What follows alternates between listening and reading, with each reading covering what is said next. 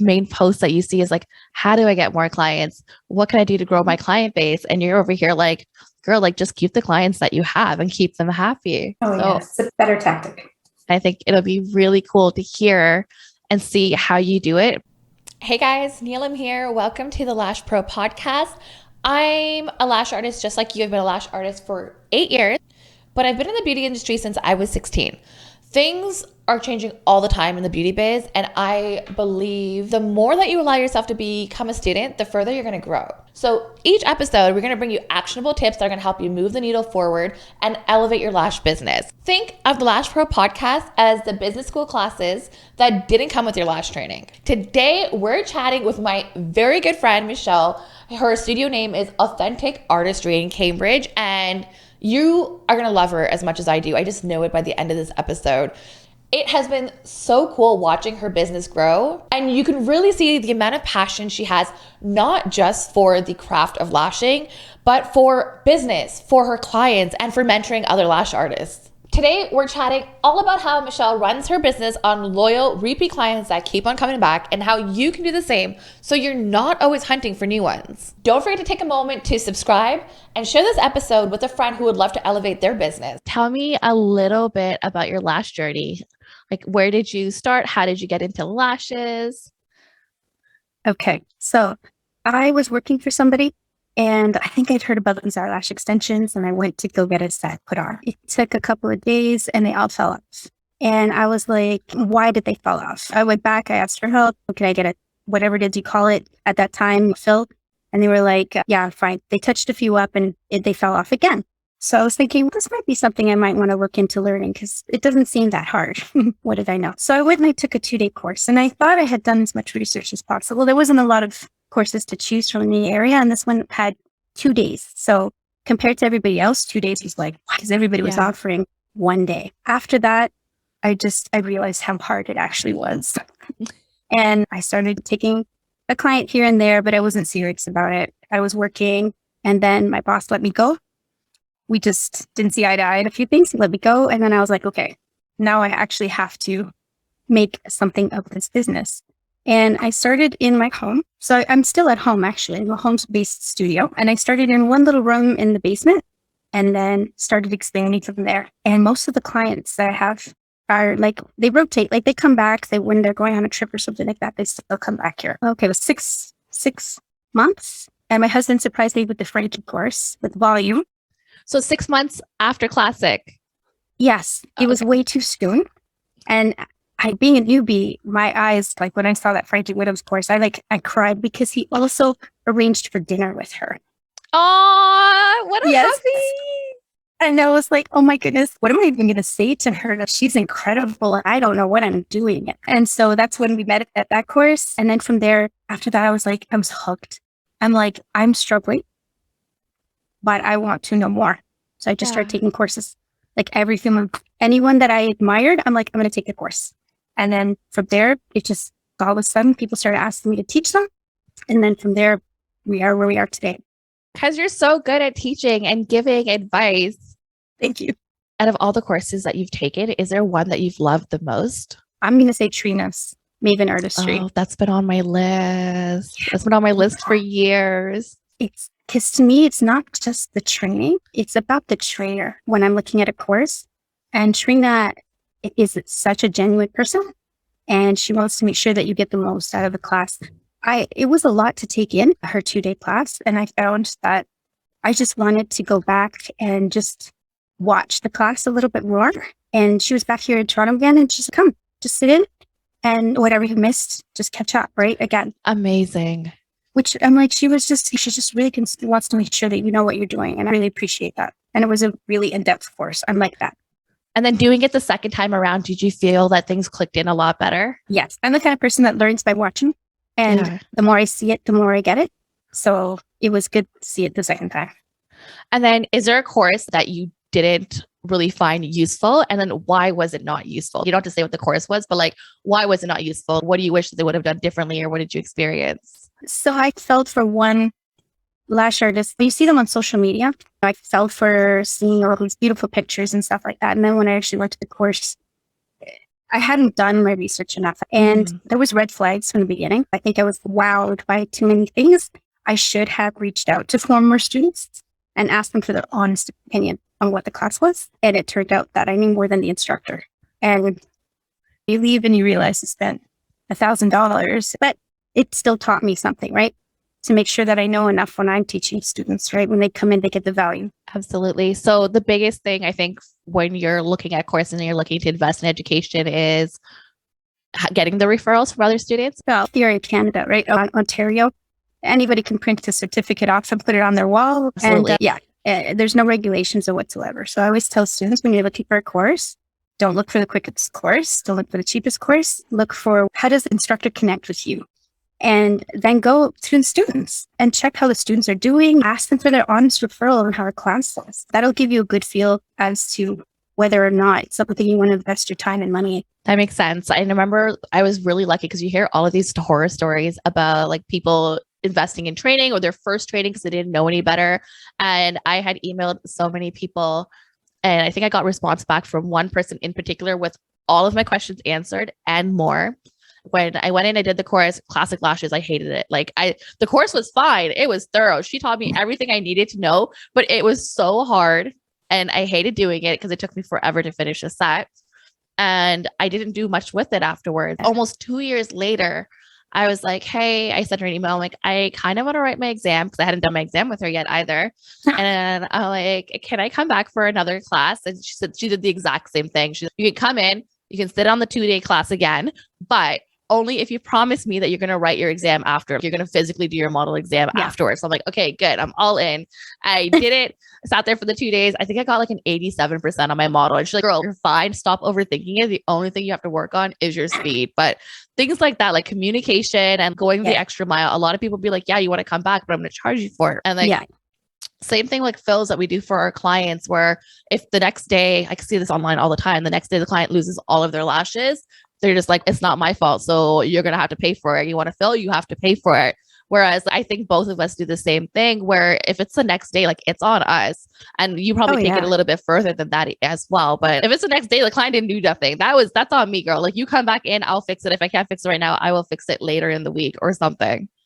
Exactly. I have a 3-day policy. So contact me within 3 days and tell me what happened. And if I even have a little bit of a question when the client goes out the door, like I'm thinking, okay, something didn't feel right in the room, I will reach out and I will text them the next day. I'll be like, how are your lashes doing? Right?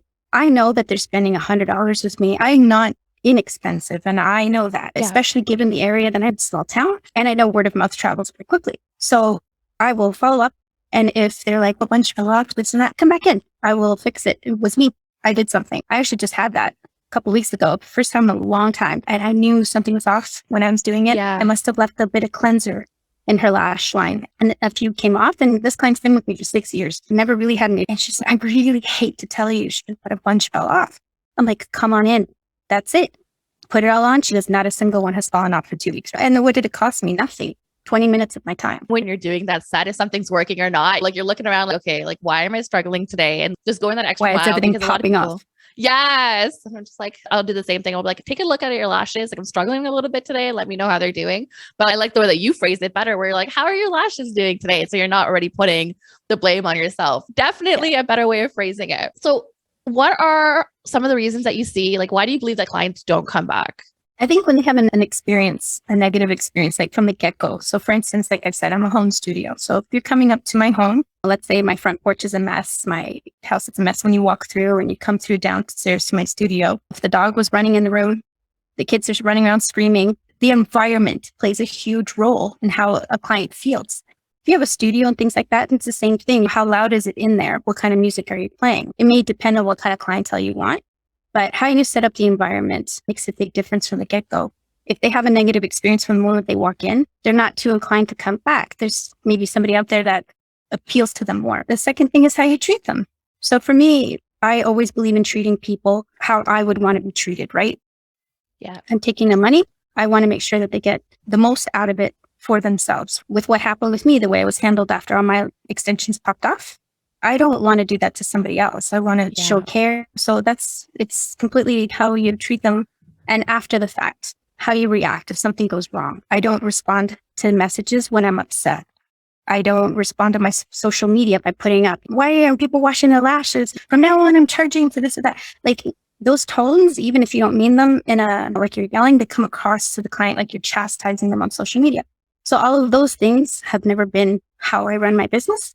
I run them in a way that is respectful to the client, so that a lot of times, even if I have somebody who's not happy, we can solve it in a reasonable way. And what do you do when you do get upset? Like you have a situation, you have an altercation with a client via text, or you get a voicemail, so it's not face to face. What do you do in that moment, and how do you respond at a better time? How do you handle that? I wait till later. I vent to my friends. I wait till I'm calm, and then I'll call the client back. And then I have to think about it from their perspective, right? Some people, you don't know what's going on in their lives. And maybe this is just the thing that set them off. The tone that they're using, they may not have even meant it. Maybe they don't even see how they're coming across. So I try to give the benefit of the doubt to the person that I'm speaking to.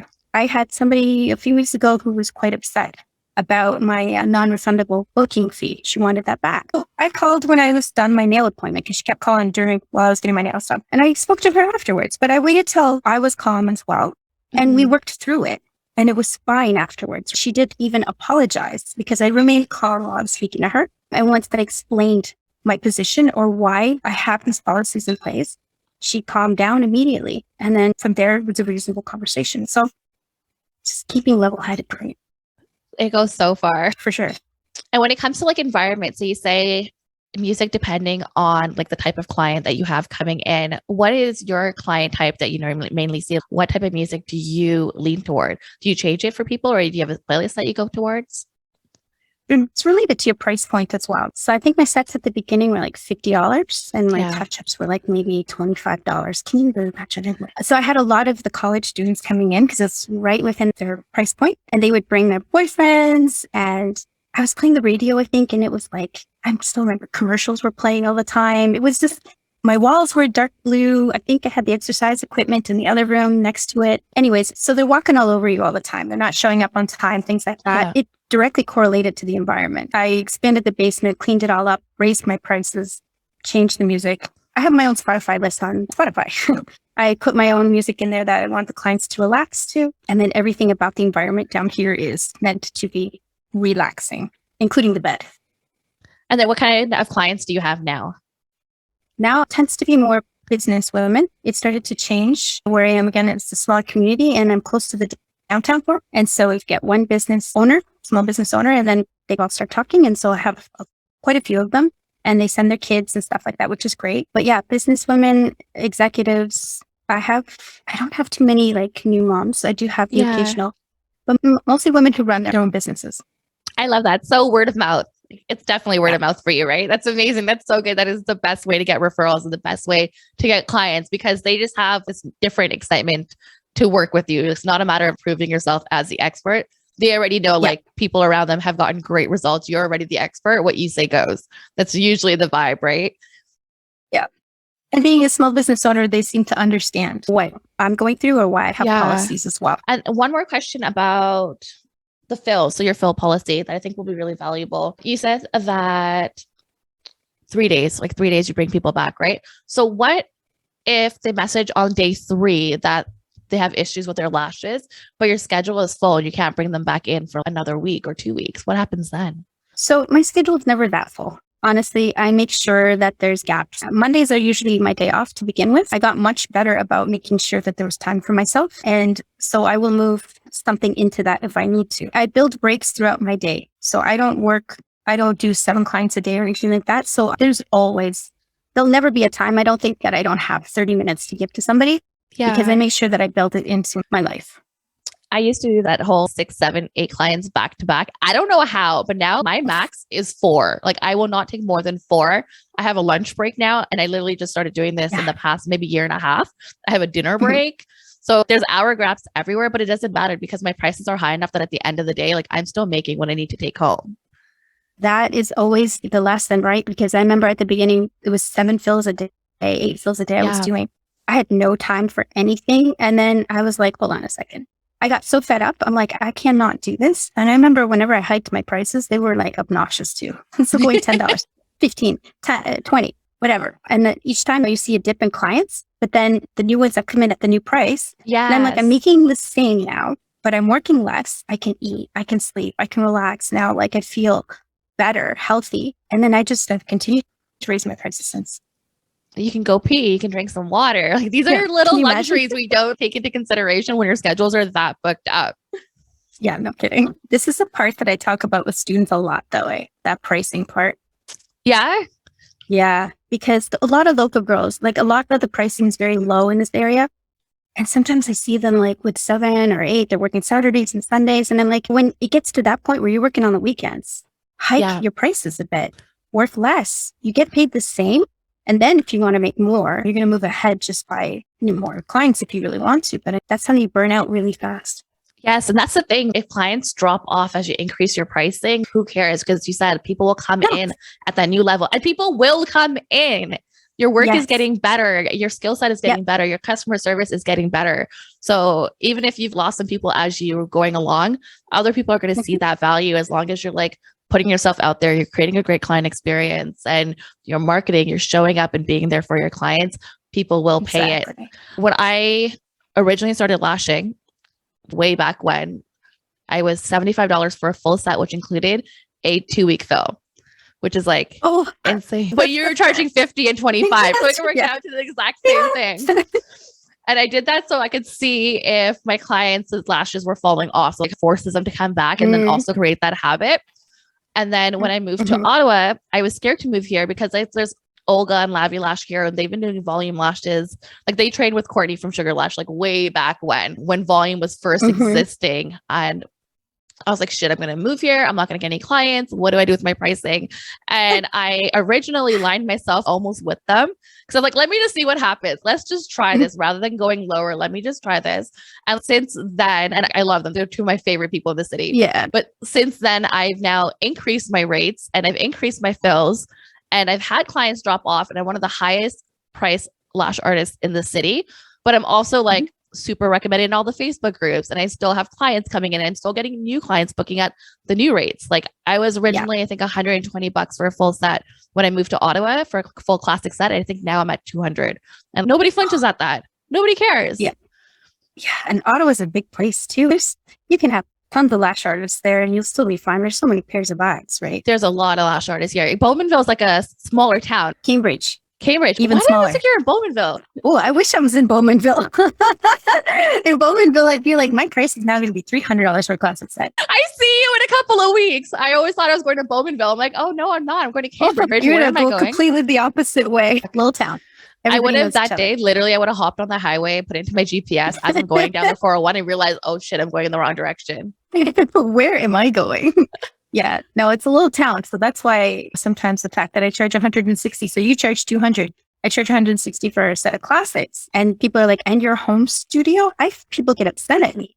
And I'm like, yeah, but come in and you'll see why. It's different. It's not, the environment, one is one thing. And then two, now I know your classics are going to last.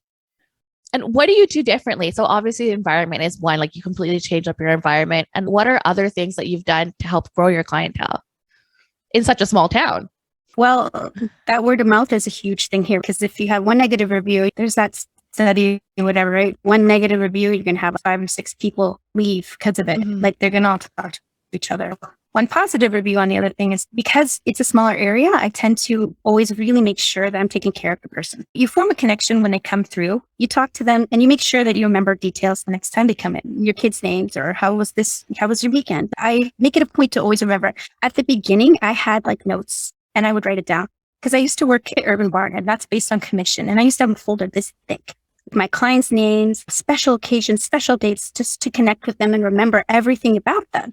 Yeah. And so I applied the same kind of idea here with clients. So remember things about them. There's a special occasion or whatever.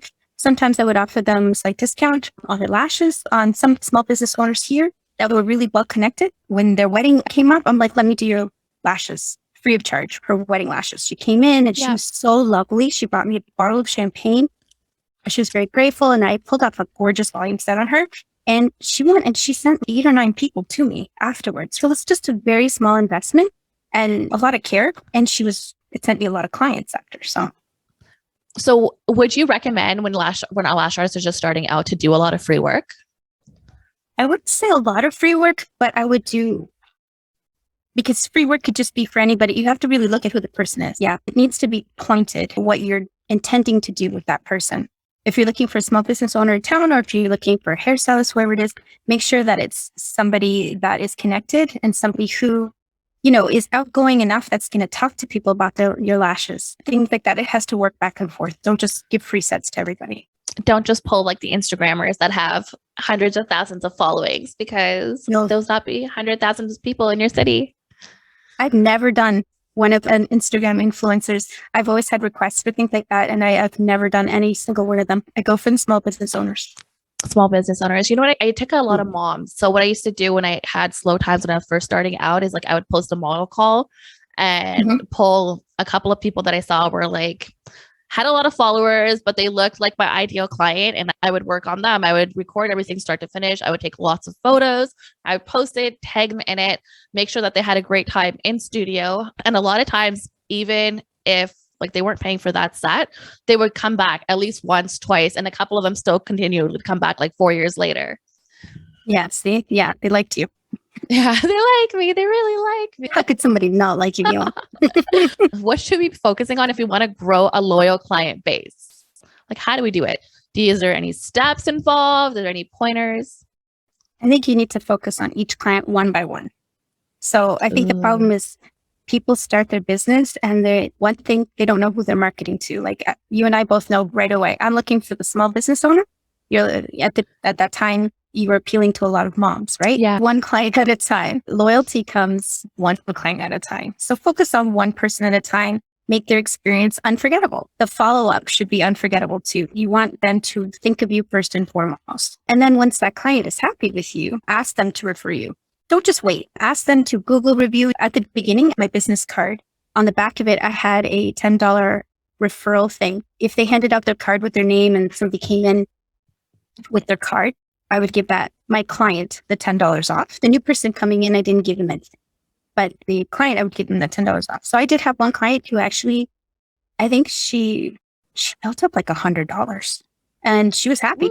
Her touch-ups were free. And she sent me clients similar to her, friends of hers, things like that. So you're getting more people that are the same. And then it's the same thing. It's like loyalty is how you treat them every single time, making sure that they're happy. Not bending over backwards. I'm not saying to be a doormat, but to make sure that they're happy. Check that they're happy. And when they come in, ask them, are you happy with the curl? Do you want something switched up? Don't just start working on them with exactly the same thing that you did last time or just guessing at what you were doing. Always communicating with them. Yeah. Write it down. At the beginning, oh my goodness, I had notes galore. I think somebody has an app for that. I used to have a cue card box and it overflowed. And now, of course, like that's why we created Lashes Pro exactly for this. You said make their experience unforgettable. So like when you say that, I think like a fairy princess magic wand kind of moment. But what do you do to make a client's experience unforgettable as a service provider? What does that look like? What's a good way to learn is listening to the negative experience they've had at other places. So at the beginning, I had clients come in and they'd be like, this is what happened when I went somewhere else, or this is being a home studio. One of the new clients I had come in and said, I really appreciate that you greet me at the door and you walk me down and you walk me up and you say goodbye. And I'm like, that seems like such a little thing. She's like, oh no, I went somewhere else at the home studio and she just left the door open. I had to walk in, I had to walk up by myself, and she goes, and like the fact that you escort me, talk to me. And so it's just the little touches, right? My bed here, for instance, I have 3 layers of foam on it. Mm-hmm. It is covered and it's public health or whatever, but it also has the knee bolster pillow for underneath their legs. It's that level of comfort for a client when they come and they lie down as well. It's all the little details along the way. My aftercare kit at the beginning had all the little things in it that you're supposed to have, the brush and everything. And then it had a couple of chocolates and things like that too. So it's just how you treat them when they come in and greeting them, not just being like, okay, they don't like that because you're booked back to back and you can't even spend any time or talk to them or ask them how their kids are doing or anything like that. Then they don't forget it. I have people from 6 years ago that suddenly somebody comes in, they're like, yeah, this girl, Brittany, was sending me a recommendation to come to you. I'm like, 6 years ago? And they're still coming in. I'm like, that's great. I also saw, I don't know if you still do this. Okay, I saw 2 things that you posted. Some of this has been a long time ago, but I thought they were really cute. One was that at one point you had branded, what are those called? Coffee sleeves. You had branded coffee sleeves. So were you giving out coffee? Yeah, at that time, after their appointment, they could leave with a coffee. So I have a whole little coffee station here. And then I had another local business owner. She made all the sleeves for me and it had my name and my logo. I think it was MJR Lash. It was. Yeah. So yeah, they could have a coffee and they could take it with them. So to build that kind of experience, you have to make sure that you're booking enough time, right? After the appointment so that you're not just like kicking them out the door because the next person's about to show up in 5 minutes. Get out. Yeah, get out. The next one's coming. But no, so that they would have a coffee and chat with me for a few minutes and then they leave. But it was very cute. Such a cute idea. I love that. And then another thing I saw you do is I don't think you did Christmas gifts, but I think you did yearly client appreciation gifts. Yes. What was that? And do you still do that? I still do that. It's overdue at the moment because COVID kept starting and stopping the business so much. What are you going to do this once year? a year. Oh gosh, I'm on the spot. I have to think of You got to do it. You got to do it. Expect it now. I know. What did I do? I think a couple of times I was like, so one year I had found these really cute purses, like these little bags that said something about lashes and I put chocolate and a $10 gift card in there to Starbucks and then a few other little trinkets. Yeah. And then I had all the bags on the table. I think I put that on my stories a couple of times. And then, yeah, the Starbucks card always goes over well with clients. And it's just a really small investment for the fact that they've come to you all year round. When you really add up how much they've spent with you, it's not that much to do really to say thank you and I appreciate you. And they don't forget it either. That's a really nice thing. And still have clients who still use the little bag that I gave them. They put their stuff, their makeup in it. So cute. I do it around Christmas time as holiday gifts, but I like that you do them as client appreciation gifts because it takes the pressure off as well, like doing it in January instead. I always do them in December. And I remember last year or a couple of years ago, I did this little kitty cat bag from AliExpress and I put in disposables and under eye masks, things like that. The year before I did logo candles. I don't know if I like that idea or not. It was whatever. I got like the candles from like Yummy or something and I put my logo on one side and I put like eyelash picture on the other side. I must have put it with something else, but I don't remember. And then this last year I started playing with resin and I just really wanted to like get better at resin. So I created. It's so pretty. Oh my goodness. You can do anything. It's my ADHD, right? I start hyper focusing on different hobbies at a time and then they get casted aside. So I have like hundreds of dollars of resin just sitting in a box right now. I have a brand new rollerblades that I've barely used because like I get literally hyper fixated on a project. I dive all in and then I'm over it. But I want to go back to resin. I just don't have time. But I did custom bookmarks with everyone's names on them for their present this year. Wow. And I just thought it was like this cute little thing. Like it probably cost me like $3 a bookmark to make plus my time. And not a big deal at all. But they're all like, this is the best present like they've ever gotten. They're like, I love reading. Like I just picked up this new book. And I'm like, oh, this is really cute. And even more so that you made it. Like, yeah, I thought that was going to be cheesy that I made it. And they're just like, oh, no, this is so cute. No, that's so heartfelt. I love that. Lush soaps. I remember I did bath bombs one year. I put like really nice bath bomb in each bag. Everyone loves bath bombs. Yeah, like, who can say no to bath bomb? For a client that's coming in every 2 to 3 weeks, spending like $130 with you on a fill, like how much money are you making at the end of the year? Going and spending $20 at the end of the year, not a big deal. I know LashCon, Paul and Tessany were talking on an episode one time about how they do birthday gifts for clients. So I started doing that, but I only remembered for like a year and a half and then I wasn't consistent with it. So I'm like, I have to stop. I don't think I could keep up with trying to remember when everyone's birthdays were, but I remember at the beginning when I only had a handful of clients, I did remember them and they got a free fill. Oh, that's easy. But then you're like losing money out of your own pocket, right? Like a fill is how much versus something you can buy for $20. For a little while, I was getting flowers and cupcakes and then I switched over to Starbucks gift cards and a card because that was easier. Then I switched to Sephora gift cards, which people loved. But like I wanted to go to the store and get this up. And I'm like, I can't. Like I give up. Like it's not happening. I was missing birthdays. And I'm like, now it's not fair to everybody anymore. And I could not do it consistently. So nobody gets birthday presents anymore. I'm sorry if any of my clients are listening to this. Like I can't keep up. So you tell me it's your birthday, I will give you a hug. It's all good. Now you can keep hugs again. So everyone gets a hug. Okay, let's like go through certain scenarios, like how people can better handle them so they can turn a client that they might lose into a loyal client. So how to turn a lost client into a loyal client. Let's call it that. What do you do or how would you handle a bad review? You want like a fake scenario for a bad review? Yeah, give me a fake scenario. Okay. I went and got my lashes done with Michelle. Her cell phone was buzzing in the corner the entire time.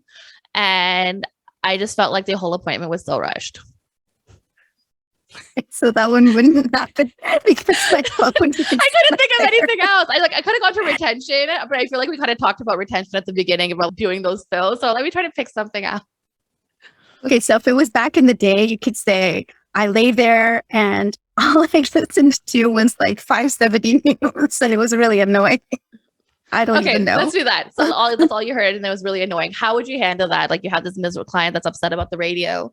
How would you turn this into a loyal client? I would start off by apologizing. It's not that hard to do. I know a lot of people, it feels like weakness to just apologize, but sometimes a person just wants to be validated. They just want to be heard.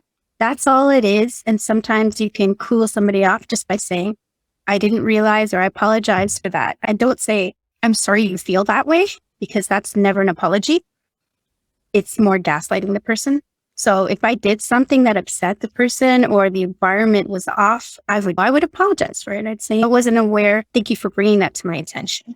I will make sure that for the next time there's soothing classical music, or you can, better yet, you can pick your music when you come in, or if you'd like to bring earbuds and listen to something different, or if you want a quiet environment, let me know. I can do that for you as well. Just start by acknowledging their feelings and then seeing how you can fix the problem in that same paragraph. Usually, if it's something minor, the person will be calmed down just by you having that humble attitude with them.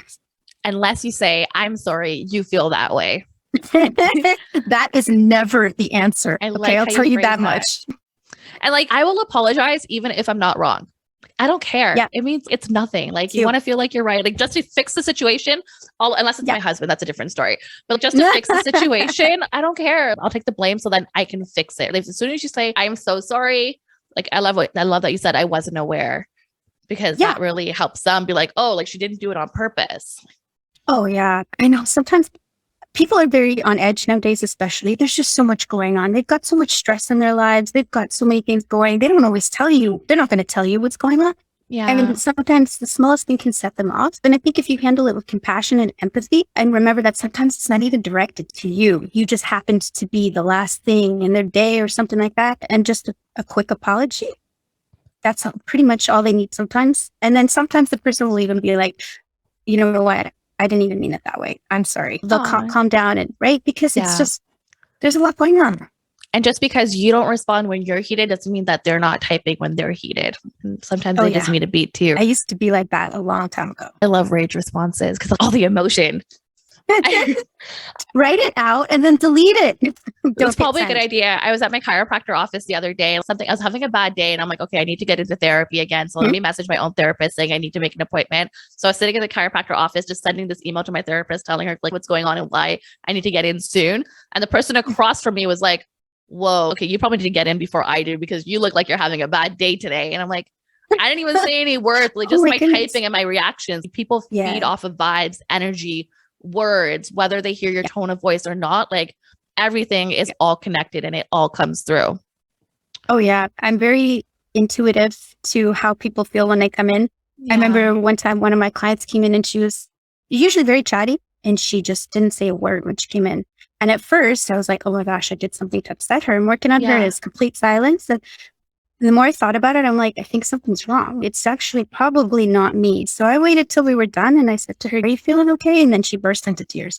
Her dad had died, but she didn't say anything. She still wanted to pretend things were normal. That's how she was coping with things. And good thing I don't have back-to-back. I was able to spend some time with her and console her. And that's, that client, it's not just a client now, it's a person. So that's how you build those relationships too, caring for them, seeing how they're doing. I checked in on her a week later. And even when I got sick a couple of years ago, I had to have surgery. And my clients, none of them had a problem with me I had to take 6 weeks off. Yeah. None of them had a problem with it. They didn't go to anybody else. They sent me care packages. They came by, they dropped off things like, oh, Michelle, that's so sweet. It's different. And so for those same clients, they need something or they need to reschedule. I'm not going to charge them a fee within reason. They're not unreasonable. But if they miss an appointment or something too, they send the full payment. There's a give and a take between that builds over time. So. And then when you had to miss 6 weeks, so in that time, they can't come in for a fill. By the time they have to come back, it's a full set. Were they all paying for full sets? They all paid for full sets. Yeah. So Yeah, like you don't no have to go problems and bend whatsoever. backwards. People are understanding. If you take care of them, they'll take care of you, right? If you treat them like they're humans, they're going to hopefully, most will reciprocate. Let's see what other scenarios we can come up with. I'll try to make a better scenario this time. Okay. So let's use the appointment. So let's say a client forgot to pre-book their appointment and it's like week 3 and they're trying to get in and you don't have any availability and they're mad that they can't come in for appointment. So either that or they have an event and there's nothing in your calendar and now they're mad at you because they're like, oh, like you should be doing my lashes. You should be doing my lashes. So I'm not going to have beautiful lashes now. And it's all your fault. How do you handle that? I would say that's where I am firm. Like I would say it isn't actually my fault. It's a lack of planning on the client. And I would address that. I would say to them politely, I would just say, you know what? I can fit you in because I have an after hours program. Yeah. So for this extra fee, no problem. You can come in. We can fix this problem for you. However, to avoid this problem in the future, you need to pre-book ahead of time. If you have a social date, you need to pre-book ahead of time so that this doesn't happen again. Give them the alternative, but also just charge them more for that after hours appointment. I'm sure you can find the time if you're charging them an extra $50. Yeah. Did you learn that from the Lashpreneur? Actually, yeah, I did. That's where I learned that too. That is like the holy grail. And like I've taught other people that now too, like from other industries, and people pay it even for full sets. Yes. I think I charge $25 an hour for any after hours appointments. And people have paid that on 3.5 hour volume sets or 3.5 hour mega volume sets. And I'm like, that's a lot of money for lashes. But you, again, like she said, you cannot speak for somebody else's wallet. Exactly. I had the hardest time with that at the beginning. Yes. Yeah. When somebody comes in with one extension and I didn't want to charge a full set price because I'm like, oh, I feel bad for them or whatever. And you learn it's not for me to decide what they have income wise or money wise or here. And we've talked about this. So now it is a full set price. So I remember charging for Sunday morning. Somebody needed an appointment. I charged an extra $25 per hour. No problems. And she brought me a bottle of wine. Like they don't care. You're doing them a favor. And they're like, oh, coming in for me. It's like the VIP treatment. If they want it, they'll pay for it. And I always say, yes, I can take you at this time after our fees of this, or you can come in on this day at this time during regular hours. So like they have the choice. It's not like if you want to come in, you have to pay this. You can also come 2 weeks from now at this time. Exactly. It's how you phrase it to them. Just don't take it personal.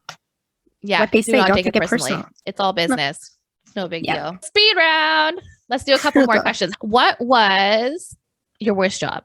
Working in a candy factory when I was a teenager. That sounds like the best job. It sounds like it, doesn't it? Except I was like 5'1", and one day I was reaching into this mixture bin with a scoop, and I was like 90 pounds or something, and I tipped over, and I could have fallen in. Somebody grabbed me by my feet. I was way too tiny to work in that factory. And I remember packing the chocolates. Oh my gosh. If I even tell you about, I bled on half of those boxes. Like they go so fast through your fingers and then it's getting cuts all over the place. And I'm like, somebody's getting these chocolates around Christmas time and there's probably red streaks all over the place. It sounds like a horror movie, falling into candy barrels and cutting yourself on chocolate boxes. Yep. It was not good. How do you like to spend your day when you're not working? Sleeping. And what's not working? I don't know what that is. But is it, they always say that you go to work for yourself because you don't want to work full time or whatever. And you quit your 9 to 5 to work 24/7. That's exactly it. That's exactly it. I don't know what a day off is, honestly.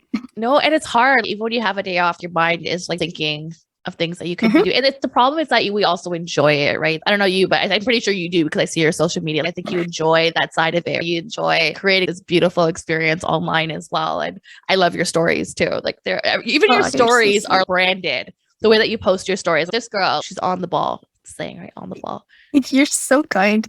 You know how much goes into all of that. I can imagine. It looks like it. Like I cannot keep up with stories for even just regular things. And yours are like branded and pretty. So every time you post, I'm always excited to see what you're posting because I know it's going to look good. Oh, you're so sweet. We talked about the best training you've already taken. So your favorite, okay, this is not a biased question. I'm not trying to get you to say Lashes Pro. So just anything. Your favorite program or app at the moment. What do you love to use or what's made your life easy? So I go through a lot of apps and I try everything out. I love trying to discover new things. But honestly, the best one that I always go back to is InShot and Canva. So to have those stories up all the time, I preload this on my stories, the backgrounds and stuff that I want, and I have it all ready to go. You know how on stories you can send your post up or you can put something up, right? And then you can add a sticker behind it so that the background changes. Yeah. I always have those ready to go. So that's through Canva. And then InShot, man, with every update, it gets better and better. Once you know how to use it, it's amazing. Yeah, I think there's a learning curve to it. I've watched YouTube videos about people online using it for editing and stuff, and I've downloaded it. I've never opened it. I'm like, I think I need to. I think I paid $12 a year for it, but I'm telling you, you can draft everything too. So I don't even know right now, 50 different drafts of things all the time going on. Yeah, in my InShot. So my video stuff sits in a draft, and I can go back and work on it when I'm in the mood or whatever. Sometimes we're watching. Yeah, so much for downtime. You're trying to watch Netflix or something like that, and I'm still sitting there with InShot doing something, right? Cutting and splicing videos all day long. So yeah, it's a phenomenal app. Okay, so InShot is definitely something we need to try out. It's only $12 a year, which is nothing. I spend more than that on so many apps. How long did it take you to get the hang of it? How long have you been using it for now? And now I've been using it probably, I'm going to say close to 5 years. Okay, that's a love.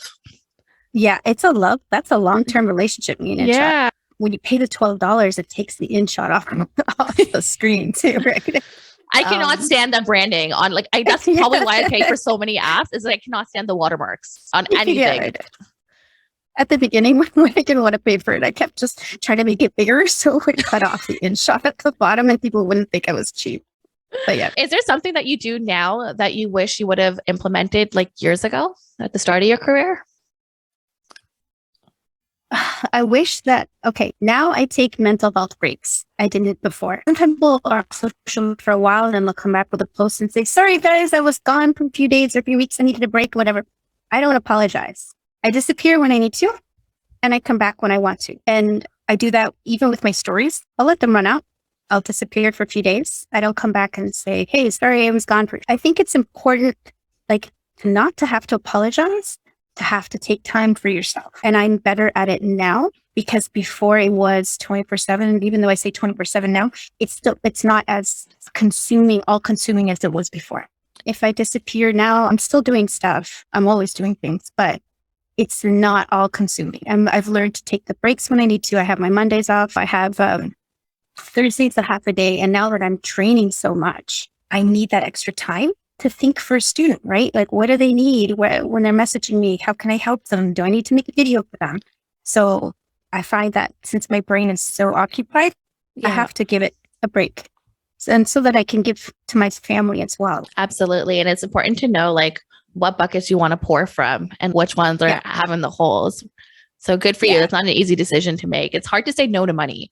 This is the biggest thing. It's so hard to say no to money, but you got to do what's best for you. Well, yeah, because at the same time, you could be rolling in money, but then if you're not doing well mentally or your family's not doing well, everything else is going to fall apart too. Yeah. That took a few years to learn. Yeah. Oh yeah. For me too. At the beginning, I chased everything. Now I'm just nope, I got to think about it. I got to think about if it's worth my time, money, and mental health to fly out there or to do this or to do that. And I have to weigh that. And if it's not, then it's a no, right? I've learned to say no. Yes. So important. Last question. It would be, what do you want to be remembered for? It could be personally, professionally, doesn't matter. Just your life mission. Honestly, it's going to sound maybe a little cheesy, but I just want to be remembered for being a kind person. I don't need to make an impact in the industry, beyond the industry. With everyone that I've connected, everything like that. It's just, I just want to be remembered for being a kind person and being compassionate to those around me. That's it. I don't think that's cheesy at all. And I think that goes to show why you've been able to, you're living it as well. You're embodying what you want to be known for because that's how you've created such a loyal client base as well. So not cheesy. Yeah. It's cute. I like it. What is it on my website? I can't even remember the Maya Angelou quote that I have on there. Oh, yes. We have the same quote. I love that quote. People won't remember what you said, but they'll remember how you made them feel. How you made them feel. Exactly. So, yeah. Exactly. And that's the other thing. When I think about people that have made an impact in my life or that I've connected with, even if I've only met them one or two times and I remember them so strongly, it's because of how I felt when I was with them. Yes. I don't even remember the conversation. Lulu is one of those people. Like I only met her for a short period of time. I only hung out with her for a short period of time, but I just remember I love this girl so much because like her vibe, and we just had a great time together. And it's just, it's literally the energy and the feelings that people give off and the way that they're compassionate and the way that they care. Exactly. I just had a student who, she's like, I saw you on Instagram a couple of years ago. She's been watching you for 2 years. And it was the sweetest thing. She said, I feel like I know you. And she goes, and I feel the way that you coach your students, the way that you're so kind, the way you come across, you don't yell at people or chastise them. I just felt like I could learn in a safe environment with you. And I was like, wow, I didn't realize. Sometimes you can get in that headspace where you're like, I'm not as loud as other people. I'm not creating as much content as other people, but the people that I'm speaking to or the ones that I'm connecting with, it's a longer bond. I don't have students even or clients or students that come in and out without me really knowing them or leaving without a good relationship. A lot of the girls that have trained here, they've become friends. Sometimes I forgot that I even trained them in something. Aww. And I support their businesses. I try to send people to them. And though we're a small community, it doesn't bother me at all that there's quite a few in this area that I've trained because it's like there's more than enough business for everybody. So I send things their way and they reciprocate too. And you build a nice community like that too. Absolutely. And different people are going to relate to different people. Like the type of clients that you have is not going to be the same vibe of clients that one of your trainees will have or someone else down the road. And unless you guys are very similar, you don't want the same type of clientele. Exactly. No. Yeah. And I want a student here too that wants to connect with me, feels comfortable enough to ask me questions afterwards and things like that, and lets me help them as much as possible too. So I don't want them to just come, take a training and then disappear, because then I feel like I haven't done my job, because I know when you leave a training, you've got questions. So then maybe they're not asking me anything at all. Either the training was amazing or they feel like they can't ask the question. And I don't want them to feel that way, because I have felt that way. I've taken trainings before where afterwards I was like, I don't know if I can send a question. And if I do, I never got a response. So it's like money wasted. And I don't ever want to waste somebody's money. I think it's really cool that you have other lash artists in the city coming to you, because that goes to show something about your personality, the way that you train too. Because I think if I was training with another lash artist in my city, I don't think this now, but I would have thought this 5 years ago, I would think that they wouldn't tell me everything that they know because they wouldn't want me to take away from their business. That was my mindset like probably 5 years ago. So it's really cool that they have this, they trust you, they have this rapport with you that you're going to give them like everything that you know. Oh yeah. I had at one point almost 7 lash girls coming through here for touch-ups, for fills, for sets, for lash lifts. And I have no problem, because I know that whatever I'm doing or whatever I'm using might not work for them anyway. Like, it's all about your environment, stuff like that. If you can help somebody out, help them, and involve them on the receiving end of that, right? Absolutely. What did I tell you? Is she a sweetheart or what? You can find all of Michelle's social media pages and trainings linked in the show notes. And if you're listening on the go and you didn't get a chance to take all of the notes that you wanted to, just head to neelamkaur.com for all of this week's show notes. If you enjoyed listening to this week's episode, I would love for you to leave a review. Not only does it mean so much to me, but it also helps other artists find the show so that they can work on their business too. Until next time.